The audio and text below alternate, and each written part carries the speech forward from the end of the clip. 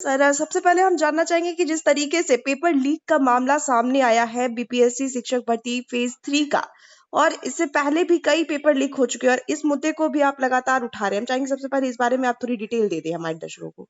जी, बिहार में न तो ये पहली घटना है और न ही ये अंतिम घटना होगी। जब तक कि बड़ी मछलियों को नहीं पकड़ा जाएगा तब तक ये अंतिम घटना नहीं होगी। इसके बाद भी पेपर लीक होता रहेगा। मैं पहले भी कहा था मैंने और आज भी कह रहा हूँ, क्योंकि जब भी पेपर लीक होता है हम लोग उजागर करते हैं, आंदोलन करते हैं, दबाव में आकर सरकार आयोग परीक्षा रद्द करती है, 2-4 लोगों को पकड़ लेती है, जेल भेज देती है, 2-4 महीना में बाहर हो जाता है फिर वो, और बड़ी जी। मछलियों को बचा लिया जाता है। 67वीं बीपीएससी पेपर लीक को भी हमने उजागर किया। कुछ लोगों को वहां तक डीएसपी तक पकड़े गए, अंचलाधिकारी पकड़े गए, कई कर्मचारी, और उन लोग को जॉब से बर्खास्त नहीं किया गया। 2-4 महीना के बाद जेल से बाहर हुआ, फिर वो जॉब कर रहा है और अभी तक कोई उसके बाद कार्रवाई उस पर नहीं हुई। और अभी टीआरई 3 का, बीपीएससी टीआरई 3 का जो 15 मार्च को परीक्षा हुई उसका भी पेपर लीक हो गया, और वो आर्थिक अपराध इकाई को भी 1:24 पे भेजा गया आंसर, वही आंसर मैच कर गया और 300-400 लोग पकड़े गए। हजारीबाग में 300 के करीब पकड़े गए हैं, उनके पास से भी जो आंसर क्वेश्चन मिला वो हूबहू मैच कर गए हैं जो परीक्षा में पूछे गए। और इसके अलावा बिहार के हर जिले में विवाह भवन में, रिसोर्ट में, रेस्ट हाउस में रख रख के रात में क्वेश्चन आंसर रटवाया गया है। और वो सही जी, जैसा आपने बताया कि सभी जगहों पर, चाहे वो मैरिज हॉल हो या बैंक्वेट हॉल हो या होटल्स में, बुकिंग करके सभी अभ्यर्थियों को रख करके वहां पर सभी को जानकारियां दी गई और आंसर शीट याद करवाया गया है। तो जी ऐसे बिल्कुल। में कैसे जानकारी नहीं मिल पाई, ये सबसे बड़ा सवाल है। देखिए हमारे पास तो परीक्षा से 1 दिन पहले जानकारी आई थी, 2 दिन पहले भी बहुत सारे अभ्यर्थी ही बता रहे थे कि उनका रूम में जो पार्टनर है वो गायब है, मोबाइल ऑफ है, लॉज का कई लड़का गायब है, मोबाइल ऑफ किए हुआ है, और ऐसी बात हो रही है कि कोई सेटर्स के संपर्क में था और कहीं पे इसको होटल में, रिसोर्ट में कहीं भी ले जाके इस लोग को रात में क्वेश्चन रटवाएगा।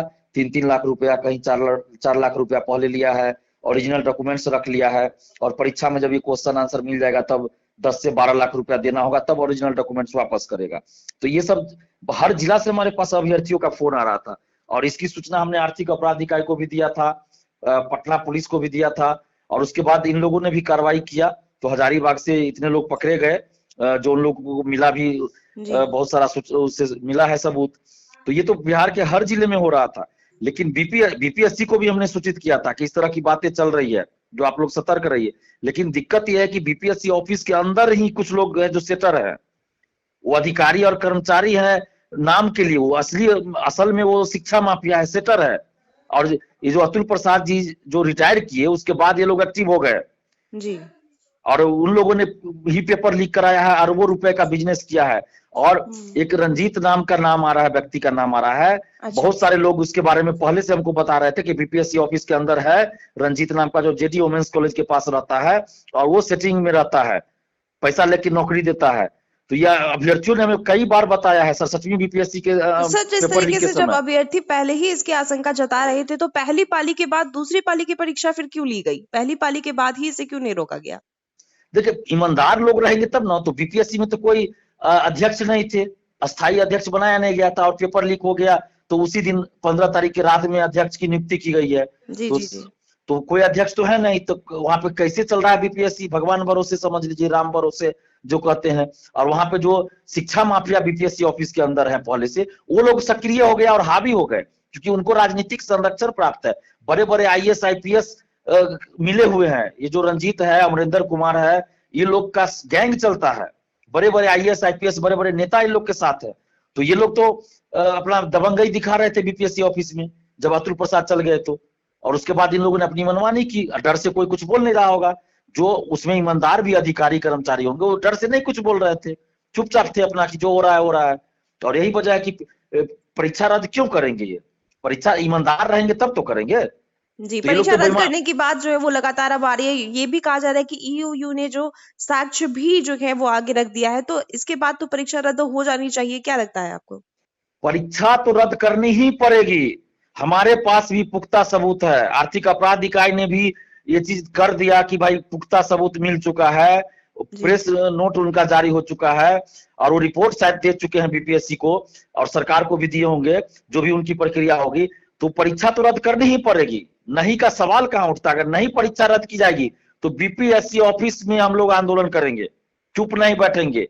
और ये जो गुंडागर्दी चल रही है बीपीएससी ऑफिस के अंदर और ये जो माफिया राज चल रहा है, इसको मिटाना पड़ेगा। और ये रंजीत नाम के व्यक्ति का जो नाम बार बार आ रहा है, सबसे पहले उसको बीपीएससी ऑफिस से बाहर करे और उसकी संपत्ति की जांच हो और पूरे मामले में संलिप्तता क्या है उसकी जांच हो। अमरिंदर कुमार जो पहले बीपीएससी के परीक्षा नियंत्रक थे, अब उनको बना दिया गया बीएसएससी का मेंबर, लेकिन अभी भी उनका चल रहा है बीपीएससी ऑफिस में, तो उसकी भी जांच हो और बीएसएससी से उसको बाहर किया जाए। मतलब कई अधिकारियों की संलिप्तता इसमें है। बिल्कुल, बड़े बड़े आईएएस आईपीएस अधिकारी की संलिप्तता और कई रंजीत इसमें शामिल है, कई रंजीत नाम के व्यक्ति इसमें शामिल है। सबकी जांच होनी चाहिए और परीक्षा रद्द नहीं होगी तो बीपीएससी ऑफिस के अंदर हम लोग आंदोलन करेंगे। ये चुप रहने वाली बात ही नहीं है। इतना बड़ा माफिया राज बीपीएससी ऑफिस के अंदर चल रहा है, जंगल राज चल रहा है बीपीएससी ऑफिस के अंदर, हम लोग चुप रहेंगे? ये सब संभव ही नहीं है। बार बार ये परीक्षा मतलब ली जाती है और पेपर लीक का मामला सामने आ जाता है, और इसके बाद वजूद भी जब पेपर लीक का मामला सामने आता है, पेपर रद्द होते हैं, कई अभ्यर्थी बाहर से आते हैं परीक्षा देने के लिए, परेशानी अभ्यर्थियों को होती है। तो ऐसे किस तरीके से आप लोग आवाज उठाने वाले हैं इसे लेकर के? सर देखिए, हम लोग सरकार से मांग कर रहे हैं कि एक कठोर कानून लाया जाए और सख्ती से उसको लागू भी किया जाए, जिसमें 10 साल से अधिक की सजा का प्रावधान हो, उसकी सारी संपत्ति को जब्त किया जाए, स्पीडी ट्रायल करके 3 से 6 महीना के अंदर उसको सजा मिले, और जो अभ्यर्थी पकड़े जाते हैं ऐसे मामलों में उसको आजीवन प्रतिबंधित किया जाए। किसी भी तरह का वो नौकरी नहीं कर सकता, कोई फॉर्म नहीं भर सकता, और वो शिक्षा माफिया, सेटर, दलाल हो या अभ्यर्थी हो, अगर ऐसे मामलों में संलिप्त है तो अगर नौकरी में है, सरकारी नौकरी हो या प्राइवेट नौकरी, नौकरी से उसको बर्खास्त किया जाए। सरकार ऐसा कानून बनाए और वैसे लोगों को समाज से भी बहिष्कृत किया जाए, हर जगह से बहिष्कृत किया जाए कि किसी भी तरह के सरकारी आयोजन या कोई भी सामाजिक कार्यक्रम में वैसे लोगों को शामिल न होने दिया जाए। ये बहुत बहुत धन्यवाद दिलीप जी इतनी मुख्य जानकारी देने के लिए। इसमें जो भी अपडेट आता है एक बार फिर से हम आपसे जरूर जुड़ेंगे। जी धन्यवाद।